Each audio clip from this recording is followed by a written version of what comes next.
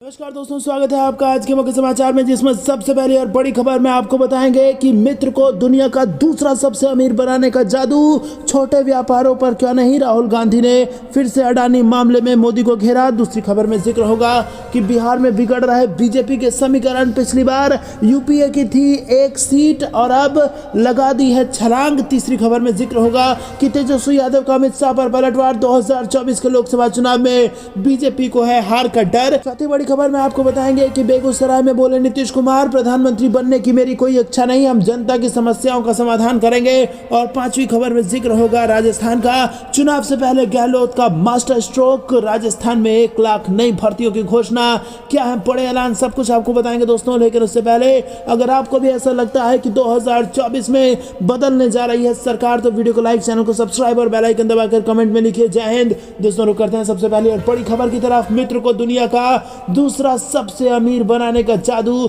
छोटे व्यापारियों पर क्यों नहीं, राहुल गांधी ने अडानी मामले में फिर बीजेपी को घेरा। जी हां दोस्तों, कांग्रेस के पूर्व अध्यक्ष राहुल गांधी ने एक रिपोर्ट का हवाला देते हुए गुरुवार को आरोप लगाया कि मौजूदा सरकार के मित्र काल में 36% सूक्ष्म, लघु एवं मध्यम उद्योगों को कोई मुनाफा नहीं हुआ है। उन्होंने कारोबारी दिग्गज गौतम अडानी का नाम लिए बिना प्रधानमंत्री नरेंद्र मोदी पर परोक्ष रूप से कटाक्ष करते हुए कांग्रेस नेता ने सवाल किया है कि एक मित्र को दुनिया का दूसरा सबसे अमीर बनाने वाला जादू छोटे व्यापारियों पर क्यों नहीं चलाया गया। राहुल गांधी ने एक रिपोर्ट का हवाला देते हुए ट्वीट किया कि मित्र काल की कहानी, 76% एमएसएमई को कोई मुनाफा नहीं, 72% की आमदनी स्थिर रही, घटी या खत्म हो गई और 62% को बजट से सिर्फ निराशा मिली। दोस्तों रुक करते हैं अगली ब्रेकिंग न्यूज की तरफ। बिहार में बिगड़ रहा है बीजेपी का समीकरण, पिछली बार यूपीए की थी एक सीट, लेकिन अब यूपीए ने लगा दी है बिहार में छलांग। जी हां दोस्तों, लोकसभा चुनाव 2024 में अब करीब 400 दिन ही बचे हैं और बीजेपी नीत एनडीए जहां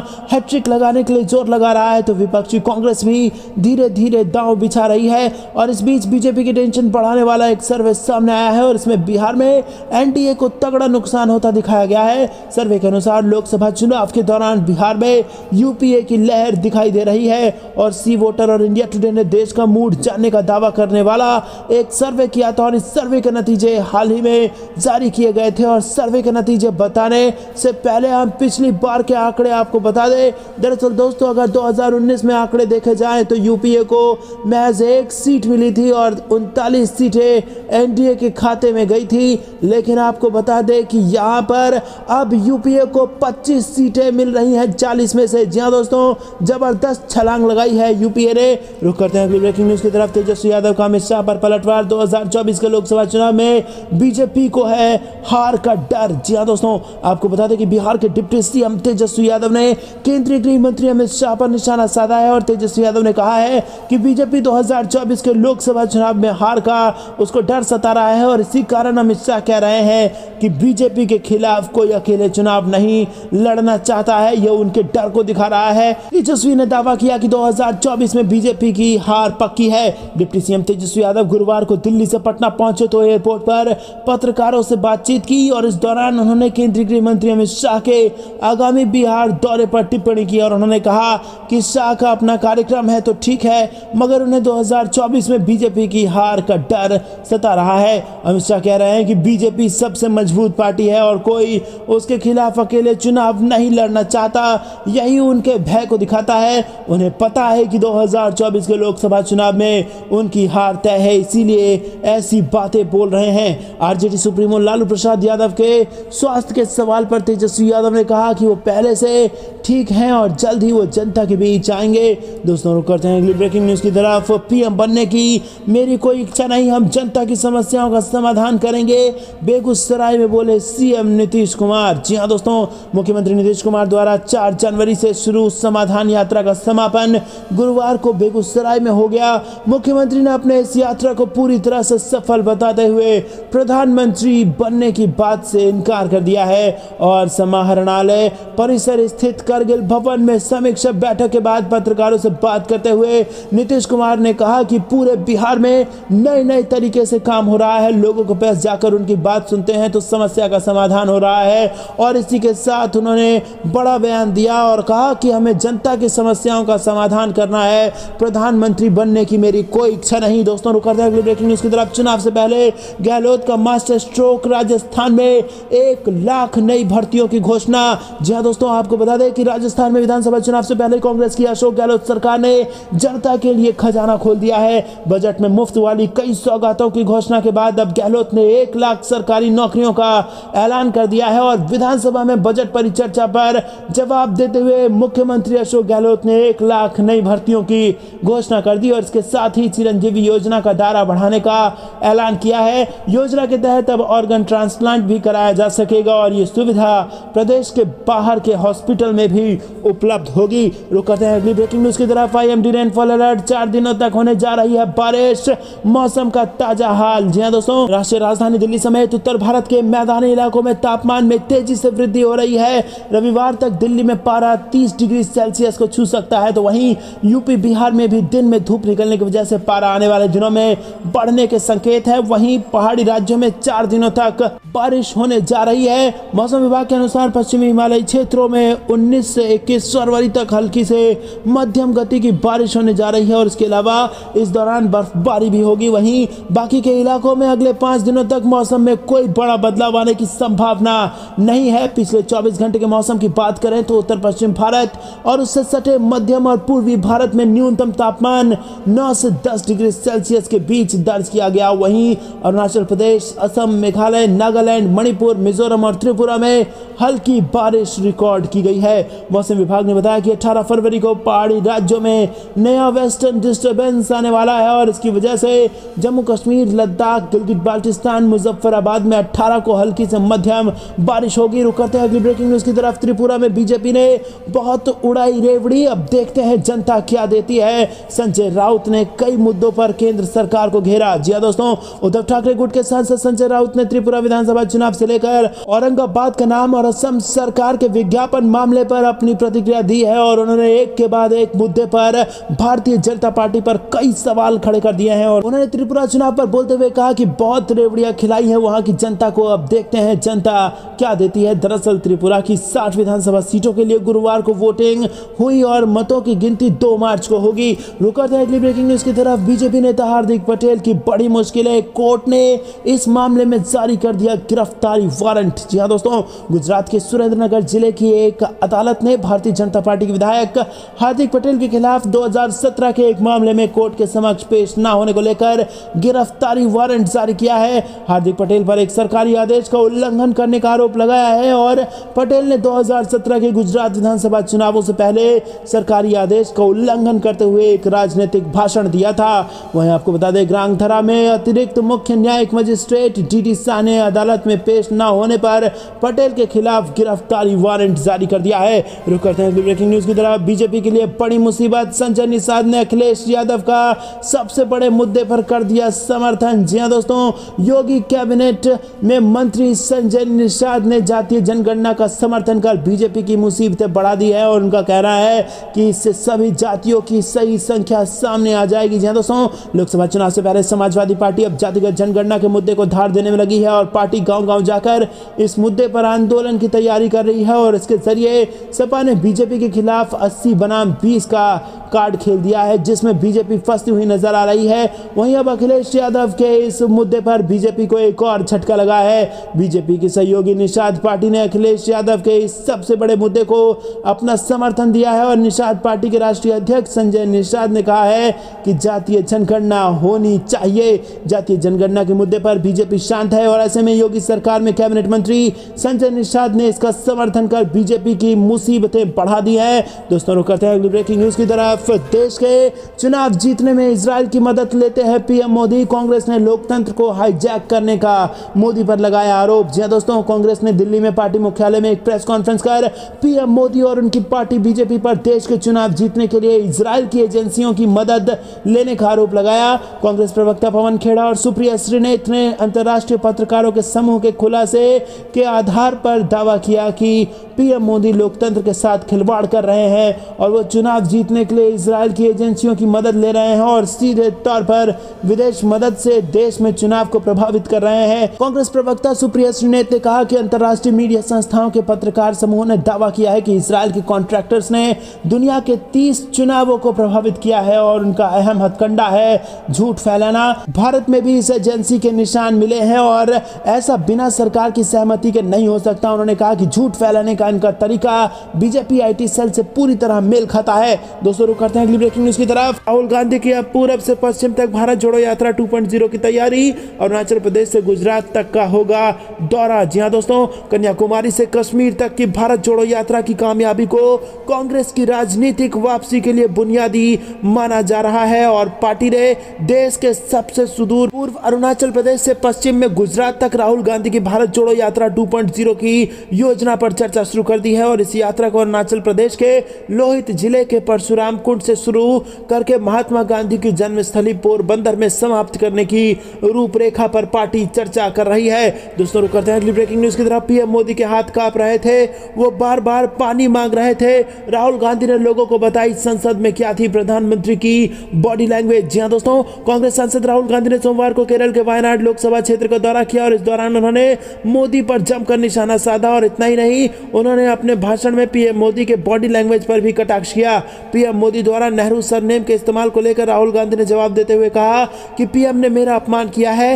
राहुल गांधी ने आरोप लगाया है कि पीएम मोदी ने मेरे सवालों का जवाब नहीं दिया बल्कि मेरे सरनेम पर सवाल उठाया है। ऐसे में मेरा अपमान करने पर उनके शब्द लोकसभा की कार्रवाई से हटाया नहीं गया है। दोस्तों रुक करते हैं अगली ब्रेकिंग न्यूज की तरफ। बीबीसी के खिलाफ कार्रवाई पर बोली ममता बनर्जी, एक दिन भारत में कोई मीडिया नहीं बचेगा। जी हां दोस्तों, बीबीसी कार्यालयों में आयकर विभाग के सर्वेक्षण को भाजपा सरकार का राजनीतिक प्रतिशोध करार देते हुए पश्चिम बंगाल की मुख्यमंत्री ममता बनर्जी ने बुधवार को कहा कि ब्रिटिश ब्रॉडकास्टर के खिलाफ कार्रवाई ने प्रेस की स्वतंत्रता को प्रभावित किया है। वहीं सीएम बनर्जी ने कहा कि बीबीसी पर आईटी सर्वेक्षण बहुत दुर्भाग्यपूर्ण है, एक दिन भारत में कोई मीडिया नहीं होगा।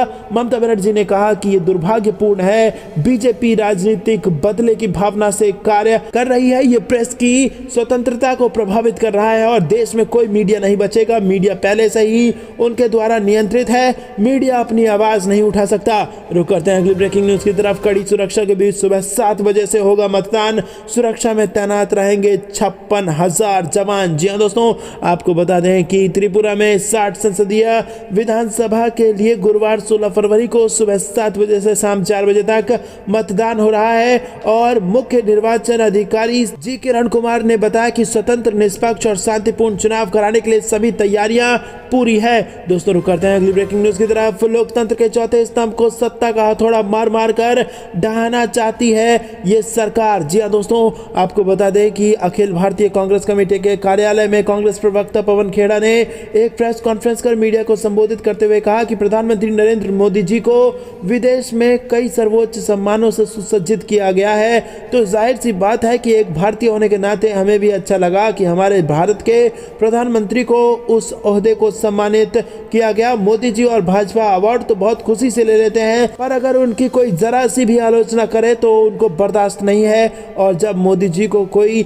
अवार्ड मिलता है उस पर भाजपा धूमधाम से ढिंढोरा पीटती है। जब मोदी जी को मैडम तुसाद में मोम के बुत की तरह दर्शाया जाता है वो भाजपा के लिए गर्व की बात होती है और जब वही लंदन वाला बीबीसी मोदी जी के पुराने कारनामों की कलई खोलने लगता है तब मोदी जी देश की जांच एजेंसियों को फ्रंटल ऑर्गेनाइजेशन की तरह इस्तेमाल कर उस पर रेड या सर्वे करा देते हैं और उसकी डॉक्यूमेंट्री आपातकाल ताकतों के प्रावधानों के तहत बैन कर देते हैं। और ये कैसा न्याय है मोदी जी। आगे पवन खेड़ा ने कहा कि लोकतंत्र के चौथे स्तंभ को सत्ता का हथौड़ा मार मार कर ढहाना अब आम बात हो गई है। रुक करते हैं अगली ब्रेकिंग न्यूज की तरफ। क्यों बार बार बदल रहा है मौसम का मिजाज, आने वाले दिनों में क्या होगा, सब कुछ आपको बता दें। दरअसल दोस्तों, मौसम विभाग से ताजा अपडेट आ रहा है। दिल्ली, एनसीआर, उत्तर प्रदेश, उत्तराखंड, हिमाचल प्रदेश, पंजाब, हरियाणा, बिहार समेत उत्तर भारत के कई राज्यों में मौसम तेजी से करवट बदल रहा है और कभी ठंड तो कभी गर्मी से लोग परेशान होने लगे हैं। बार बार मौसम के बदलते मिजाज से लोग